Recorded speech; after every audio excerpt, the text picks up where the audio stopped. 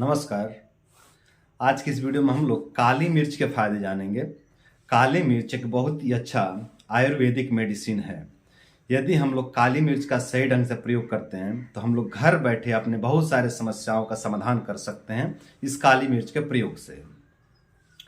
तो काली मिर्च एक बहुत ही उत्तम प्रकार की जो है कि आयुर्वेदिक औषधि है। तो आज की इस वीडियो में हम लोग काली मिर्च के बारे में जानेंगे कि काली मिर्च के गुणधर्म क्या है, इसका तासीर क्या है, इसके क्या क्या बेनिफिट्स हैं, ये किन किन बीमारी पर कार्य करती है और किन किन बीमारी को पूरी तरह से खत्म कर सकती है, और किसे काली मिर्च लेना चाहिए किसे नहीं लेना चाहिए, इसके बारे में पूरी विस्तार से जानकारी लेंगे। तो चलिए वीडियो को शुरू करते हैं। तो अगर फायदे की बात करें तो जिन लोगों के पेट में पाचक जूस का निर्माण नहीं हो रहा है और पाचक जूस का निर्माण न होने के कारण जिनको अपचन से संबंधित समस्या रहता है, जिनके पेट में बहुत ज़्यादा गैस बनता है, बहुत ज़्यादा ब्लोटिंग होता है, बहुत ज़्यादा भारीपन रहता है पेट में, और खाए हुए अन्न का पाचन नहीं होता, और खाए हुए अन्न का पाचन नहीं होता तो शरीर में नहीं लगता है, कमजोरी लगते रहता है, जिनको भी इस तरह की समस्या रहती है वो लोग यदि काली मिर्च को चबा चबा कर खाएं दिन में 2 से 3 बार, दिन में एक बार में 1 से 2 गोली चबा सकते हैं काली मिर्च का, 1 से 2 दाना, और दिन में 3 बार अगर चबा के खाएं सुबह दोपहर शाम, तो उनको जो पेट में जो है कि अपचन संबंधित समस्या है,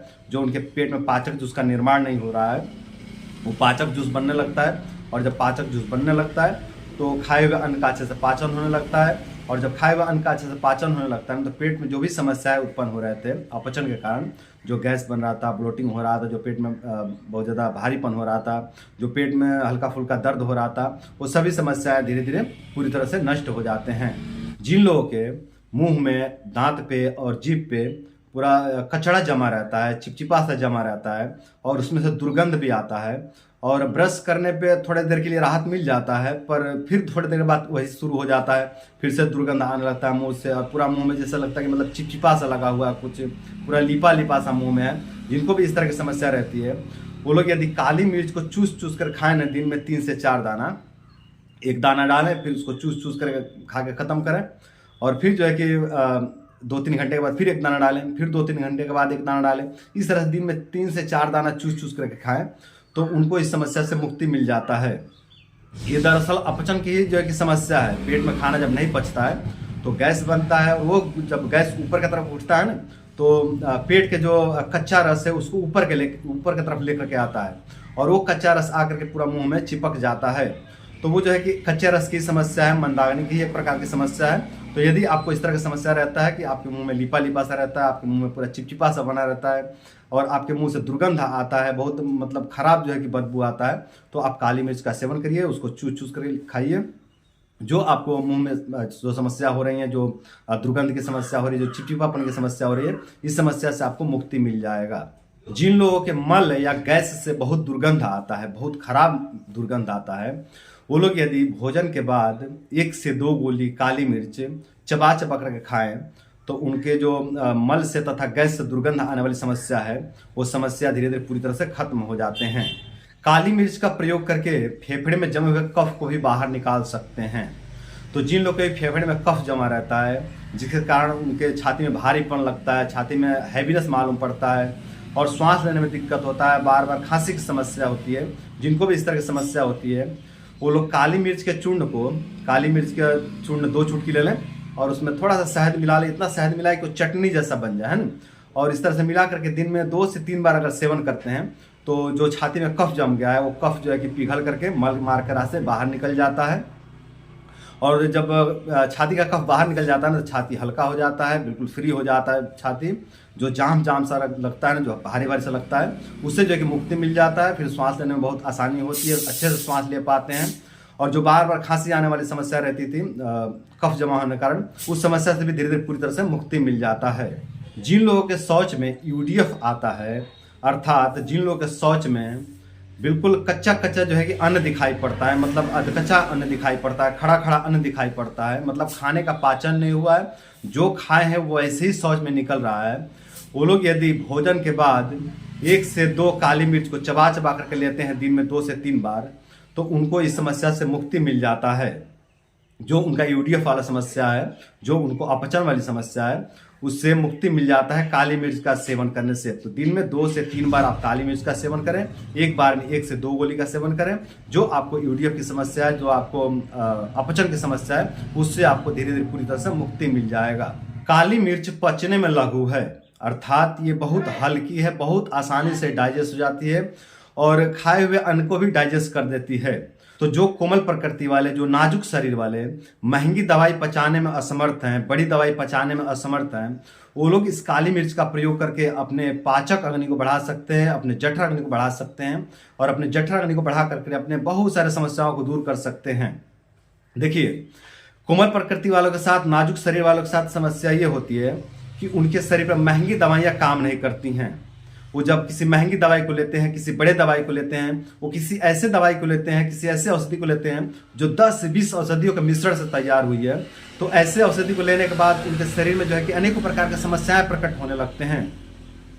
उनके शरीर में उल्टा जो है कि काम करती है वो दवाई, उनके शरीर में कमजोरी बढ़ने लगता है, बहुत ज़्यादा गैस बनाने लगता है, जबकि लिए हैं पाचन के लिए, लिए हैं बल बढ़ाने के लिए, लिए हैं अपने अग्नि बढ़ाने के लिए, लेकिन उनकी अग्नि और मंद पड़ जाती है उस औषधि के सेवन से। उनको और ज़्यादा ब्लोटिंग होने लगता है और ज़्यादा गैस बनने लगता है उस पाचक औषधि से, है ना। तो ऐसे स्थिति में अगर काली मिर्च का सेवन किया जाए ना तो बहुत अच्छा रिजल्ट देखने को मिलता है, क्योंकि ये जो काली मिर्च है ये बहुत लाइट है, बहुत हल्की है पचने में। इसको आयुर्वेद में लघु कहा गया है, मतलब ये बहुत आसानी से डाइजेस्ट हो जाती है। तो जो कोमल प्रकृति वाले हैं, जो बहुत नाजुक शरीर वाले हैं, वो लोग भी काली मिर्च का सेवन करके अपने पाचक अग्नि को बढ़ा सकते हैं और अपने पाचक अग्नि को बढ़ा करके, अपने जठर अग्नि को बढ़ा करके अपने बहुत सारे समस्याओं को पूरी तरह से दूर कर सकते हैं।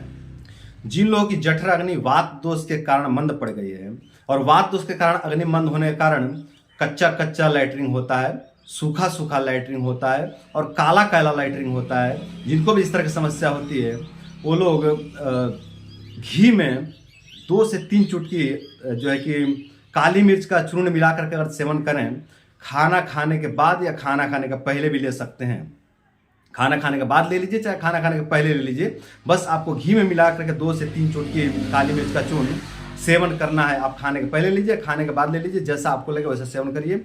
अगर इस तरह से आप सेवन करते हैं ना, तो जो आपको वात दोष के कारण अग्नि मंद पड़ी है वो प्रज्वलित हो जाती है और वात दोष का भी शमन होता है। और जो आपको सूखा सूखा मल हो रहा था, जो आपको बिल्कुल काला काला मल हो रहा था, जो आपको कच्चा कच्चा मल हो रहा था, इससे आपको मुक्ति मिल जाता है। और साथ ही वात दोष के कारण जो भी आपके शरीर में उपद्रव हो रहे थे, उन उपद्रव से भी आपको मुक्ति मिल जाता है। वात या कफ दोष के कारण जिन लोगों के मल में आम आता है, बिल्कुल सफ़ेद सफ़ेद जो है कि कफ जैसा आम आता है, वो लोग यदि काली मिर्च का सेवन करें, सीधे ही खाना खाने के बाद 2 से 3 चुटकी सेवन कर लें काली मिर्च का चूर्ण का, तो उनको जो आम आने वाली समस्या है उससे उनको मुक्ति मिल जाता है। हाँ, पित्तज आम में इसका कोई रोल नहीं रहेगा, बल्कि समस्या बढ़ जाएगी।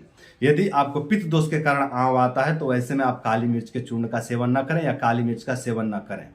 काली मिर्च कृमिनाशक भी है, तो जिन लोगों के पेट में बार बार कीड़े पड़ जाते हैं, वो लोग यदि खाना खाने के बाद 1 से 2 गोली काली मिर्च लेकर चबा के खाएं, तो उनके जो पेट में जो है कि कीड़े पड़ने वाली समस्या है, उस समस्या से उनको धीरे धीरे पूरी तरह से मुक्ति मिल जाता है।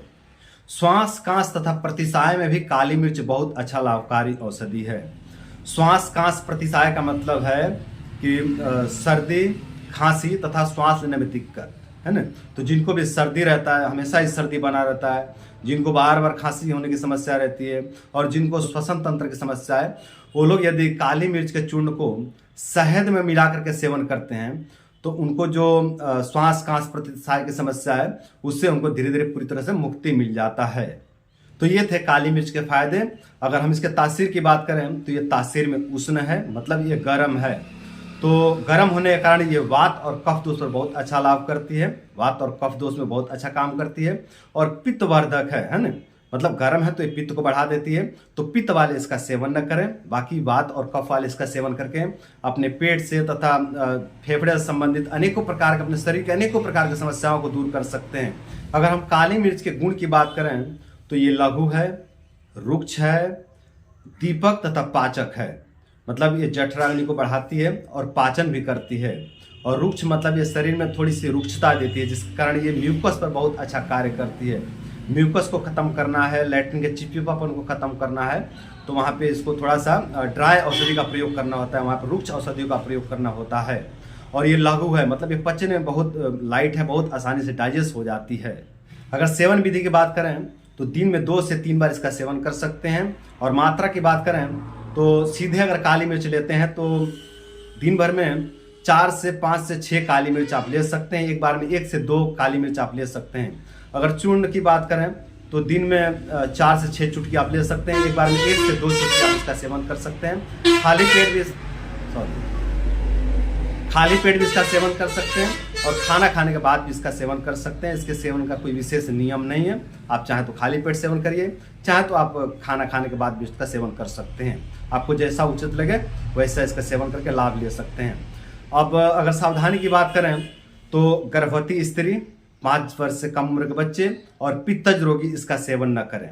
फिर से मैं बतला दूं, गर्भवती स्त्री, 5 वर्ष से कम उम्र के बच्चे और जो पित्तज रोगी हैं, जो रक्तज रोगी हैं, मतलब जिनको पाइल्स वगैरह है, खून आता है पाइल्स से, वो लोग इसका सेवन न करें।